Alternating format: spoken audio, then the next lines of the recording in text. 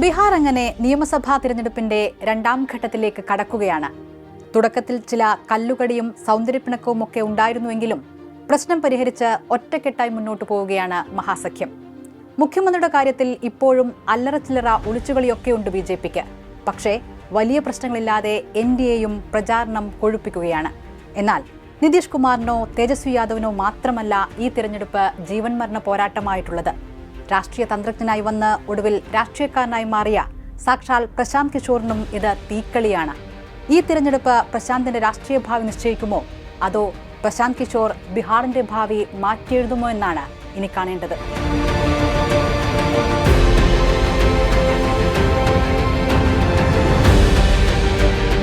രാഷ്ട്രീയക്കാരെ തിരഞ്ഞെടുപ്പിൽ ജയിപ്പിക്കുന്ന തന്ത്രജ്ഞന്റെ റോളിൽ നിന്ന് സ്വയം ഒരു രാഷ്ട്രീയക്കാരനായി പ്രശാന്ത് കിഷോർ മാറുന്നത് 2018-ലാണ്.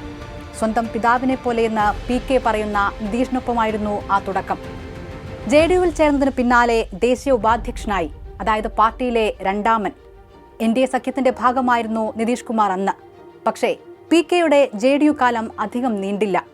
നിതീഷ് കുമാറിന്റെ CAA അനുകൂല നിലപാട് 2019-ൽ പ്രശാന്തിനെ JDUവിൽ നിന്ന് പുറത്തെത്തിച്ചു.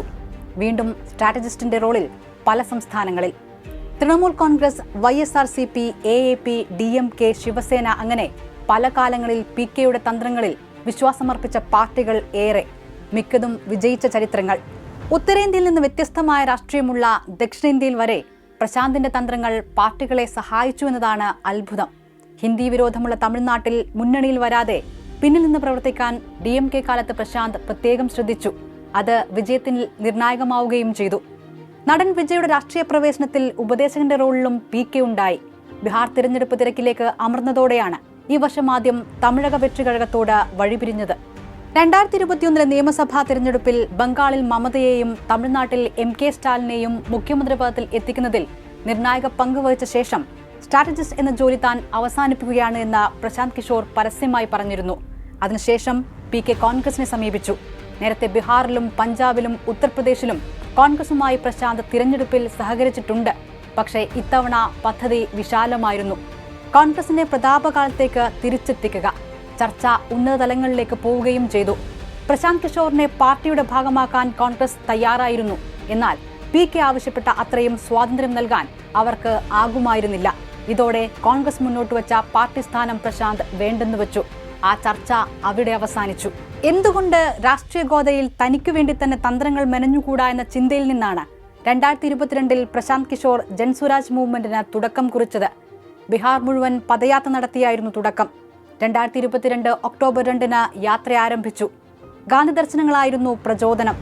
എല്ലാ ജനങ്ങളിലും എത്തുക, ചിന്തിച്ച് വോട്ട് ചെയ്യാൻ അവരോട് പറയുക, നാടിന്റെ വികസനത്തിനായി പദ്ധതി തയ്യാറാക്കുക. ഇതായിരുന്നു യാത്രയുടെ ലക്ഷ്യം. 2 വർഷത്തിനു ശേഷം മറ്റൊരു ഗാന്ധി ജയന്തി ദിനത്തിലാണ് ജൻസുരാജ് ഒരു രാഷ്ട്രീയ പാർട്ടിയായി അവതരിക്കുന്നത്. ഗാന്ധിയും അംബേദ്കറുമാണ് ഐഡിയലുകൾ. സ്കൂൾ ബാഗാണ് പാർട്ടിയുടെ ചിഹ്നം. 2025-ലെ തിരഞ്ഞെടുപ്പ് ലക്ഷ്യമിട്ട് 3 വർഷത്തോളമായി ബീഹാറിലുണ്ട് പ്രശാന്ത് കിഷോർ. ഡൽഹിയിൽ ആം ആദ്മി പാർട്ടി നടത്തിയതിന് സമാനമായ ഇടപെടലുകളാണ് ജൻസുരാജ് പാർട്ടി ബീഹാറിൽ നടത്തുന്നത്. പൊതുവിദ്യാലയങ്ങൾ സജ്ജമാകുന്നതുവരെ കുട്ടികളെ സ്വകാര്യ സ്കൂളുകളിൽ പഠിപ്പിക്കാനുള്ള ചെലവ് സർക്കാർ ഏറ്റെടുക്കും. ജോലി തേടി സംസ്ഥാനം വിട്ടവരെ തിരികെ എത്തിക്കും തുടങ്ങിയവയാണ് പ്രധാന വാഗ്ദാനങ്ങൾ. സംസ്ഥാനത്തെ മദ്യനിരോധനം നീക്കുന്നതടക്കം പ്രഖ്യാപനങ്ങൾ ഏറെ. ഒരേ സമയം NDAയെയും മഹാസഖ്യത്തെയും വിമർശിക്കുന്ന ജൻസുരാജ് പാർട്ടി ആരുമായും സഖ്യത്തിനില്ലെന്ന് സ്പഷ്ടമാക്കി കഴിഞ്ഞു. മോദി മുതൽ തേജസ്വി വരെ പ്രശാന്ത് കിഷോറിന്റെ വിമർശനങ്ങൾ ഏറ്റുവാങ്ങാത്ത ആരുമില്ല ഈ തിരഞ്ഞെടുപ്പ് കാലത്ത്. ജനങ്ങളുടെ വിശ്വാസം നേടാൻ ജൻസുരാജിനും പ്രശാന്തിനുമാകുമോ? പ്രശാന്ത് കളം പിടിച്ചാൽ ആർക്കാകും തിരിച്ചടിയേൽക്കുക? ബീഹാർ ഇത്തവണ പ്രവചനാതീതമാകുന്നത് ഈ പുതു സാഹചര്യത്തിലാണ്. ഏതാണ്ട് എല്ലാ മണ്ഡലങ്ങളിലും ജൻസുരാജ് മത്സരത്തിനുണ്ട്. എന്നാൽ പ്രശാന്ത് കിഷോർ എവിടെയും സ്ഥാനാർത്ഥിയല്ല. സ്ഥാനമോഹത്തിലല്ല രാഷ്ട്രീയത്തിൽ ഇറങ്ങിയത് എന്നാണ് പ്രഖ്യാപനം. മന്ത്രിയാകാനാണെങ്കിൽ അതിനുള്ള അവസരം മുൻപേ ഉണ്ടായിരുന്നു എന്നുകൂടി ഓർമ്മിപ്പിക്കുന്നുണ്ട് PK.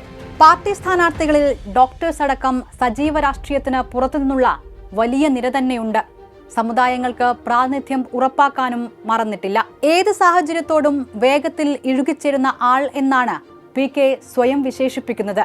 സെൻട്രൽ ലെഫ്റ്റിസ്റ്റാണ് താനെന്ന് പറയുമ്പോഴും BJP മുതൽ കോൺഗ്രസ് വരെയുള്ള പാർട്ടികൾക്കൊപ്പം പ്രവർത്തിക്കാൻ കഴിഞ്ഞ ആ മെയ്വഴക്കം അത് ശരിവയ്ക്കുന്നു. ഓർമ്മയില്ലേ പ്രശാന്ത് കിഷോറിനെ? ഒരു കാലത്ത് നരേന്ദ്രമോദിയുടെ തിരഞ്ഞെടുപ്പ് തന്ത്രങ്ങൾ മെനഞ്ഞ രാഷ്ട്രീയ ചാണക്യൻ, താഴെത്തട്ടിൽ ജനങ്ങൾക്കിടയിൽ ജനിച്ചു വളർന്ന രാഷ്ട്രീയക്കാർക്കപ്പുറം ഇലക്ഷൻ സ്ട്രാറ്റജിസ്റ്റ് എന്നൊക്കെ ഇന്ത്യക്കാർ ആദ്യമായി കേട്ടു തുടങ്ങുന്നത് തന്നെ പ്രശാന്ത് കിഷോറിലൂടെയാണ്. കുറച്ചു പഴയ കാര്യമാണ്. ഇന്ത്യയിൽ UPA സർക്കാർ ഭരിക്കുന്നു. നരേന്ദ്രമോദി ഗുജറാത്ത് മുഖ്യമന്ത്രി.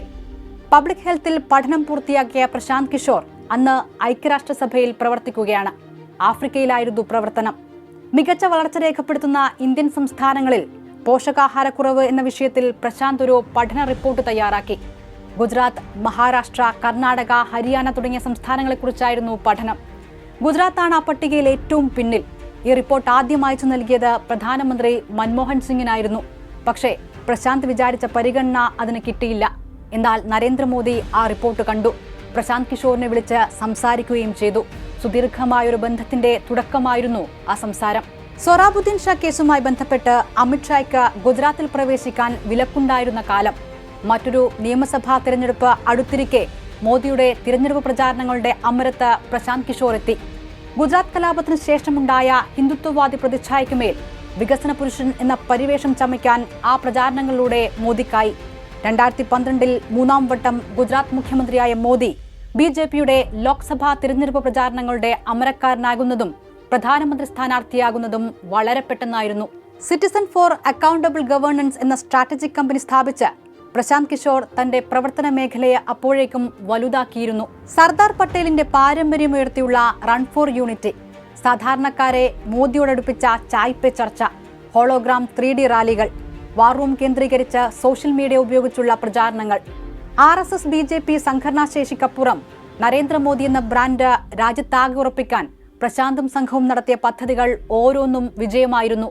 മോദി പ്രധാനമന്ത്രിയാകുന്നതോടെ മികച്ച പരിഗണന എന്ന പ്രശാന്തിന്റെ ആഗ്രഹം പക്ഷേ കാര്യമായി നടന്നില്ല. അമിത്ഷാ BJPയുടെ ദേശീയ അധ്യക്ഷനായി. പാർട്ടിക്ക് മുകളിൽ വളരുന്നുവെന്ന BJPയിലെ തോന്നൽ, വിജയത്തിന്റെ മുഴുവൻ ക്രെഡിറ്റും ഏറ്റെടുക്കുന്നുവെന്ന പാർട്ടിയുടെ ഭയം, അമിത്ഷായുമായുള്ള ഭിന്നത എല്ലാം പ്രശാന്തിന് പുറത്തേക്കുള്ള വഴി തുറന്നു. BJPയുമായി വഴിപിരിഞ്ഞ പ്രശാന്ത് കിഷോർ നേരെ പോകുന്നത് സ്വന്തം നാടായ ബീഹാറിലേക്ക്. മോദിയുടെ പ്രധാനമന്ത്രി സ്ഥാനാർത്ഥിത്വത്തോടെ NDA വിട്ട നിതീഷ് കുമാറിനൊപ്പം 2015 JDU, കോൺഗ്രസ്, RJD, ഇടതു പാർട്ടികൾ എന്നിവ ചേർന്ന് മഹാസഖ്യം രൂപീകരിച്ചപ്പോൾ ബദ്ധവൈരികളായ നിതീഷിനും ലാലുവിനുമിടയിൽ പാലമായിരുന്നു പ്രശാന്ത്. ലോക്സഭാ തിരഞ്ഞെടുപ്പ് വിജയത്തിന്റെ ആഘോഷം അവസാനിക്കും മുൻപ് BJPക്ക് ബീഹാർ നൽകിയത് പരാജയത്തിന്റെ കയ്പുനീർ. മണിശങ്കർ അയ്യരുടെ വന്ന് ചായ വിൽക്കട്ടെ എന്ന മോദിക്കെതിരായ പരാമർശം പ്രചാരണായുധമാക്കിയതുപോലെ ഇത്തവണ മോദിയുടെ പ്രസംഗശകലമാണ് പ്രശാന്ത് മഹാസഖ്യത്തിനായി പ്രചാരണത്തിന് ഉപയോഗിച്ചത്. നിതീഷിന്റെ DNA-ക്ക് കുഴപ്പമുണ്ടെന്ന പരാമർശം ബീഹാറിനെ ആകെ അപമാനിച്ചു എന്ന നിലയിൽ ഉയർത്തിക്കാട്ടി. എവിടെ, എപ്പോൾ, എന്തു ചെയ്യണം വോട്ട് പിടിക്കാനെന്ന് PKക്ക് നന്നായി അറിയാം. അപ്പോഴേക്ക് പ്രശാന്തിന്റെ CAG ഐപാക്കായി മാറിയിരുന്നു, ഇന്ത്യൻ പൊളിറ്റിക്കൽ ആക്ഷൻ കമ്മിറ്റി. രാഷ്ട്രീയ പാർട്ടികളെയും രാഷ്ട്രീയക്കാരെയും തിരഞ്ഞെടുപ്പ് ജയിക്കാൻ സഹായിക്കുന്ന PR സംഘം. പഞ്ചാബിൽ ക്യാപ്റ്റൻ അമരീന്ദർ സിംഗിനെ വിജയിപ്പിച്ചതായിരുന്നു പ്രശാന്ത് കിഷോറിന്റെ അടുത്ത നേട്ടം. 2017 കോൺഗ്രസ് അങ്ങനെ പഞ്ചാബിൽ സർക്കാരുണ്ടാക്കി. എന്നാൽ ഉത്തർപ്രദേശിൽ നടത്തിയ പ്രവർത്തനം അമ്പേ പരാജയപ്പെട്ടു. പാർട്ടിയും പ്രശാന്തും രണ്ടു വഴി നീങ്ങിയപ്പോൾ കോൺഗ്രസിന് കിട്ടിയത് വെറും 7 സീറ്റ്. ഇതിനുശേഷമാണ് 2018 രാഷ്ട്രീയക്കാരനായി ആദ്യം ബീഹാറിലെത്തിയത്. സമീപകാലങ്ങളിൽ രണ്ടു മുന്നണികളുടെ നേർക്കുനേർ പോരും മാത്രം കണ്ട ബീഹാറിലേക്കാണ് ജൻസുരാജ് എന്ന പുതിയ പാർട്ടിയുടെ കടന്നുവരവ്. അതും ഒരു കാലത്ത് നിതീഷിന്റെയും BJPയുടെയും മഹാസഖ്യത്തിന്റെയുമെല്ലാം തിരഞ്ഞെടുപ്പ് പ്രചാരണങ്ങൾ നിശ്ചയിച്ചിരുന്ന ഒരാൾ നയിക്കുന്ന പാർട്ടി.